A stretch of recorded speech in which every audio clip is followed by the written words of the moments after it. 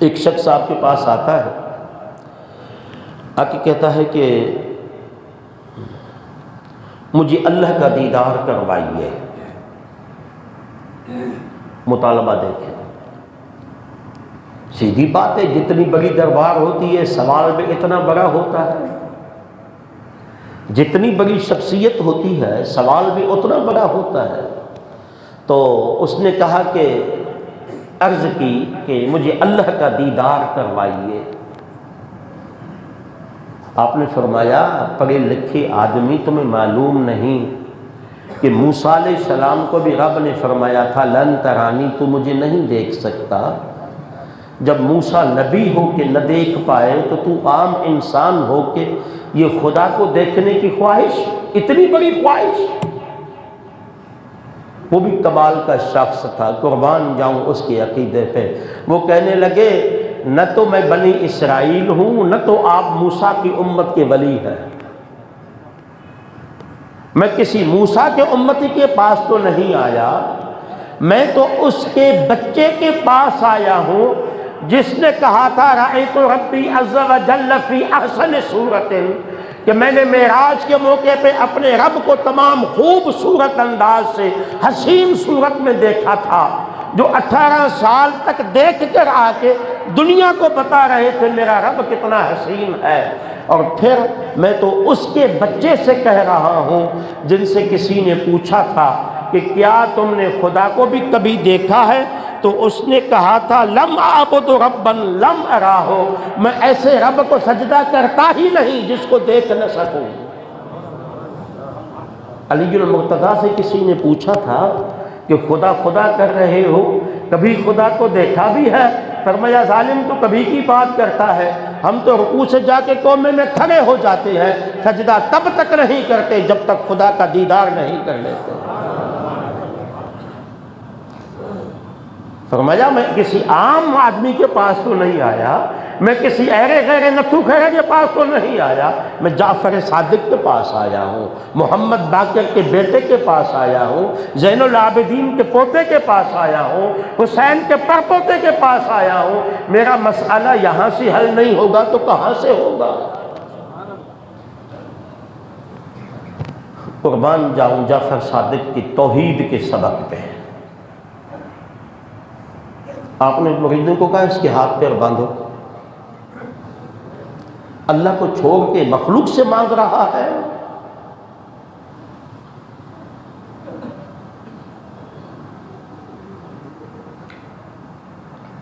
اللہ کو چھوڑ کے مخلوق سے مانگ رہا ہے، ہاتھ پیر باندھو اس کے۔ بس مرید تو انتظار میں ہوتے ہیں، کس کے ہاتھ پاؤں باندھ دیے، فرمایا دجلہ میں پھینک دو۔ دریائے دجلہ میں پھینک دیا گیا۔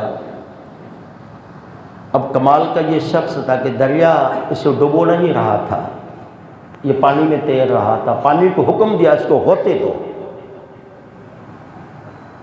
جب وہ اس کو رسیوں سے باندھا جا رہا تھا تو یہ کہہ رہے تھے امام مجھے معاف کر دے، میں توجہ چاہتا ہوں اس جملے میں، آپ کا توجہ چاہیے، امام مجھے معاف کر دے، غلطی ہو گئی، آپ نے کچھ نہیں سنا، باندھ دو۔ یہ لوگ باندھتے رہے، یہ معافیہ مانگتا رہا، مرید دریا میں پھینکتے رہے، یہ معافیہ مانگتا رہا۔ جب دریا میں آئے ڈوبنے بھی لگے، جب ڈوبنے لگے نا پھر جعفر صادق سے نہیں، پھر خدا کو کہا مولا میری مدد کر دے۔ اب اس سے کوئی یہ مطلب نہ لے کہ اللہ کے سوا کسی اور سے کو یاد کر کے پکارنا ناجائز ہے۔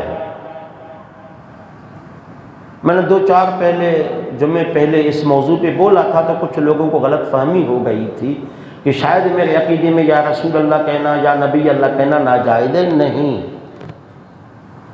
میں یا رسول اللہ بھی کہنے والا ہوں یا علی بھی کہنے والا ہوں، میں یا حسین بھی کہنے والا ہوں یا غوث الاعظم بھی کہنے والا ہوں، لیکن یہاں پہ افراط اور تفریط سے کام لیا گیا۔ جملہ ذرا کڑوا ہے میرا، میں ہاتھ جوڑ کے معافی مانگتا ہوں، سچ اس منبر سے میں نہیں بولوں گا تو اور کون بولے گا؟ کچھ لوگ ایسے ہیں جو یا غوث یا غوث یا غوث اتنی زیادہ کرتے ہیں، بھولے میں بھی یا اللہ ان کی زبانوں پہ نہیں آتا۔ صحیح کر لیں، لبیک یا رسول اللہ، لبیک یا حسین، بھولے میں بھی نہیں کہتے۔ اور کچھ لوگ اتنا آگے نکل چکے، بھولے میں بھی کسی نے یا رسول اللہ کہہ دیا تو ان کو کافر اور مشرک کہہ دیتے ہیں۔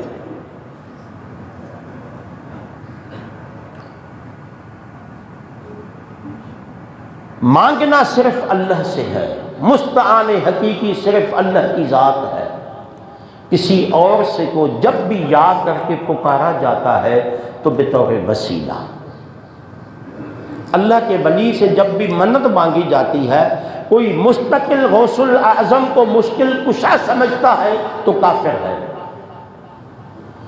میں مستقل کا لفظ بول رہا ہوں، کوئی مستقل علی المرتضیٰ کو مشکل کشا سمجھتا ہے تو کافر ہے۔ لیکن خدا کی طاقت سے، خدا کے وسیلے سے حضرت علی کو اگر کسی نے مشکل کشا کہہ دیا تو یہی عقیدہ تو شاہ عبد العزیز کا ہے۔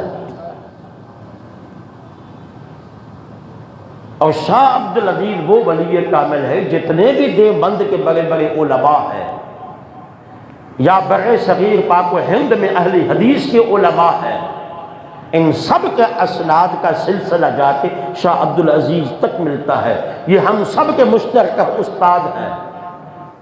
ان کی تحفہ اثنا عشریہ پڑھ کے دیکھیں،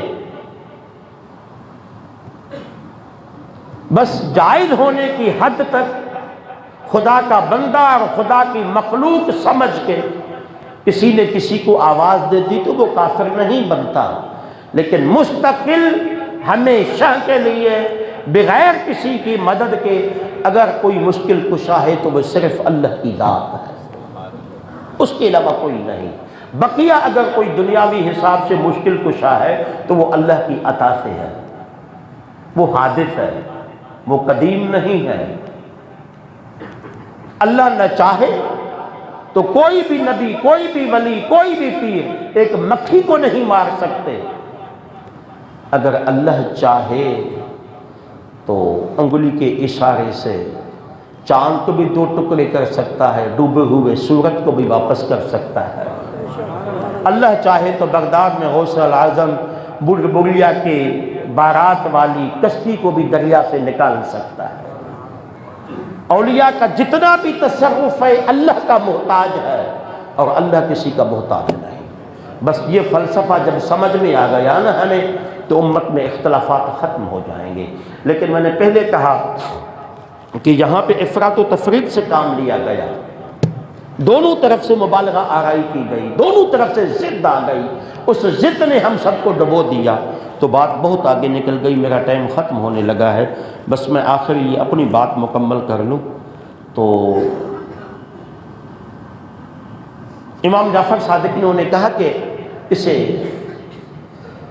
دریا میں ڈال دو، ڈال دیا گیا۔ جی وہ اللہ کو جب اس نے پکارا نا، اللہ کو پکارا تو امام جعفر صادق نے کہا اب اسے باہر نکالو۔ کیا سکھانے کا انداز ہے، اب اس کو باہر نکالو۔ جب اس کو باہر نکال دیا گیا تو آپ نے فرمایا زیارت ہو گئی، اللہ کا دیدار ہو گیا۔ عرض کہ حضور جب تک آپ کو آوازیں دیتا رہا دل پہ حجاب تھا، جب آپ کو آوازیں دینا چھوڑ دی اور اللہ کو آواز دی، حجاب ہٹ گیا، دل میں سوراخ پیدا ہو گیا، میں نے اللہ کا دیدار کر لیا۔